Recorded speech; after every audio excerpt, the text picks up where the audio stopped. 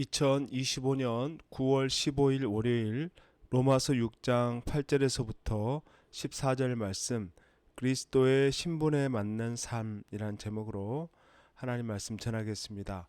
8절에서부터 9절 만일 우리가 그리스도와 함께 죽었으면 또한 그와 함께 살 줄을 믿노니 이는 그리스도께서 죽은 자 가운데서 살아나셨음에 다시 죽지 아니하시고 사망이 다시 그를 주장하지 못할 줄을 알미로라.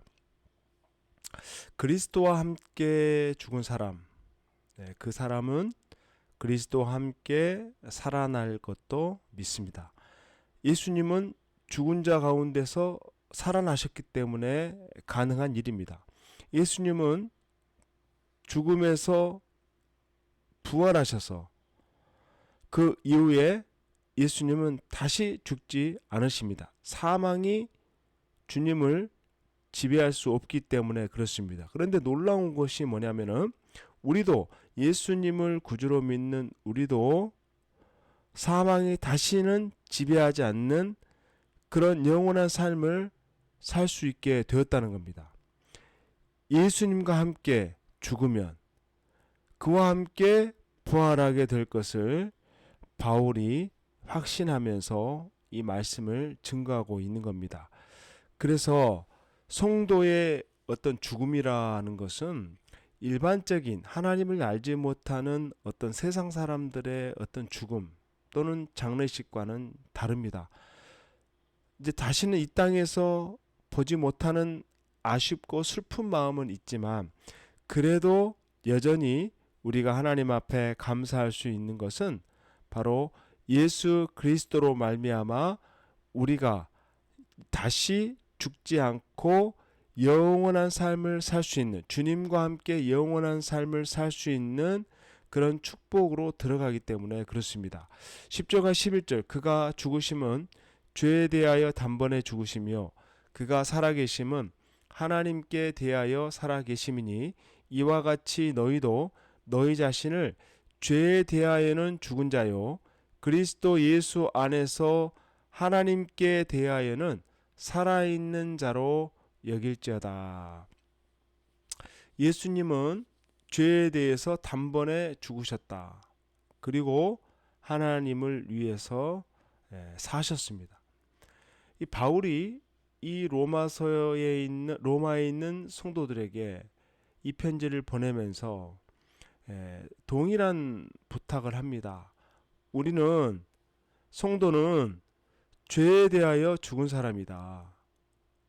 예수님이 죄에 대하여 단번에 죽으시고 그가 살아나심은 하나님께 대하여 살아난 것 같이 우리도 죄에 대해서는 죽었다. 그리고 이제는 하나님을 위해서 살아가는 존재다. 이런 메시지를 전하고 성도는 죄에 대해 죽은 자고 하나님을 위해서 사는 자다. 하나님께서 우리를 어떻게 바라보고 계시는가? 사람들이 나를 어떻게 바라보는가? 이런 것은 사실 중요한 문제는 아닙니다. 하나님이 나를 어떻게 여기시는가? 우리가 날마다 이 로마서의 복음의 말씀 속에서 우리는 날마다 죄에 대하여 죽는 사람들이다. 죄에 대해서 죽는다. 우리의 욕심이 죽고 우리의 혈기가 죽고 우리의 교만이 죽고 우리의 쾌락이 죽고 날마다 죄에 대해서 죽는다. 그리고 동시에 예수님과 함께 사는 거죠. 하나님에 대해서 사는 겁니다. 자, 이러한 삶, 우리의 원래 가지고 있는 성품이나 어떤 성격이나 의지만으로는 참 이렇게 살기 어렵죠. 그래서 우리는 항상 그리스도 안에서 주님의 십자가를 붙들고 그리스도와 함께 죽고 내 자아가 죽고 주님과 함께 사는 것이 진정한 믿음이고 진정한 신앙생활이라는 것을 우리는 잊지 말아야 되는 겁니다. 12절에서부터 14절 그러므로 너희는 죄가 너희 죽을 몸을 지배하지 못하게 하여 몸의 사욕에 순종하지 말고 또한 너희 지체를 불의의 무기로 죄에게 내주지 말고 오직 너희 자신을 죽은 자 가운데서 다시 살아나신 자같이 하나님께 드리며 너희 지체를 의의 무기로 하나님께 드리라.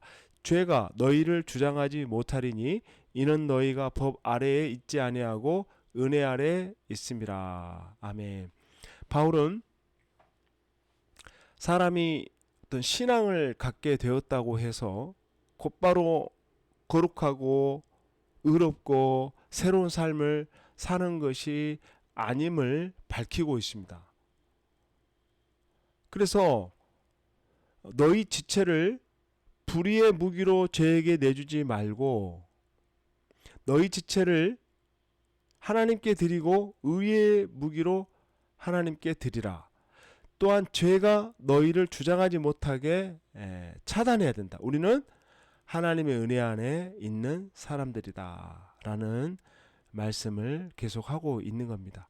그래서 우리가 예수님의 그 십자가를 붙들고 하나님 자녀가 되었지만은 여전히 우리가 죄에 대한 이 문제를 해결해 죄에 대한 욕망을 우리가 끊임없이 제거하고 그리고 예수님의 십자가를 붙들고 나가야 된다라는 것을 말씀합니다.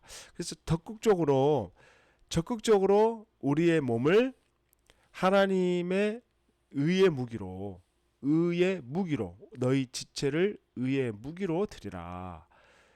불의의 무기로 불법의 무기로 너희 몸을 죄에게 내주지 말고 의의 무기로 너희 몸을 하나님께 드리라. 이런 권면의 말씀을 하고 있는 겁니다.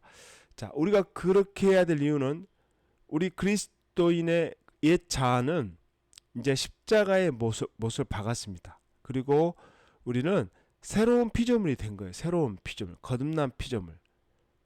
둘째, 그리스도인은 더 이상 율법과 죄 때문에 정죄받는 존재가 아니라 이제는 그리스도 은혜 아래에 살아가는 존재, 새로운 존재로서 그리스도의 은혜 아래 살아가는 존재다.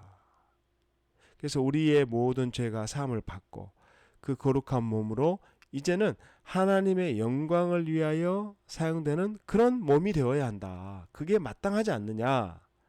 이렇게 말씀하죠. 예를 들면 어떤 사람이 죄를 지어 감옥에 들어갔는데요. 감옥에 들어갔는데 누군가가 그 죄값을 대신 희생해가지고 감옥에서 풀려났어요. 그러면은 그 풀려난 그 사람은 이제 어떻게 살아야 될까요? 똑같이 과거처럼 죄 짓고 살아야 되는가? 아니면 누군가의 희생으로 내가 다시 풀려나게 됐으니까 내가 그것을 항상 마음에 간직하면서 다시는 그분의 희생이 헛되지 않도록 하기 위해서 내가 거룩하고 올바른 삶을 살아가야 하는 것이죠. 그러한 마음, 예수님으로부터 우리가 구원받은 우리가 바로 이제 그와 같은 삶, 나를 위해서 십자가를 못 박혀 죽으신 이제 그 예수님을 위해서 우리가 사는 거다. 그 주님께 감사하며 사는 거다. 왜냐하면 원래 감옥에 갇혀서 이제 사형 선고를 받아 죽어야 되는데 기적처럼 우리가 사형 선고 받은 우리가 거기에서 벗어나게 됐으니까 덤으로 사는 거거든요. 하나님 은혜로 사는 거고.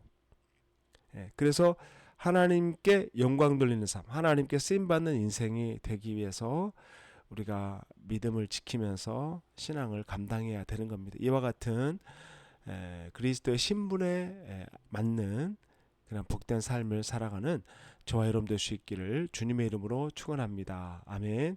하나님 아버지, 우리가 예수님의 구속의 희생으로 우리의 모든 죄가 사함을 받고 참 자유를 얻게 되었습니다. 주님, 우리가 옛 습관, 옛 자의 삶으로 다시 돌아갈 수 없는 존재입니다. 하나님, 죄의 도구가 아니라 이제 하나님의 영광을 위해 쓰임받는 의의 도구로 하나님의 영광을 위해 살게 하시고 남은 삶이 정말로 많은 선하고 아름다운 열매를 맺어 우리 하나님 앞에 영광 돌릴 수 있도록 우리의 삶을 인도하여 주시옵소서. 예수님의 십자가로 우리의 모든 죄를 떨쳐버리게 하여 주시고 거룩한 주님의 피 의지하면서 날마다 하나님과 동행하는 복된 발걸음 되게 하여 주옵소서. 좋으신 예수님의 이름으로 간절히 기도하옵나이다. 아멘.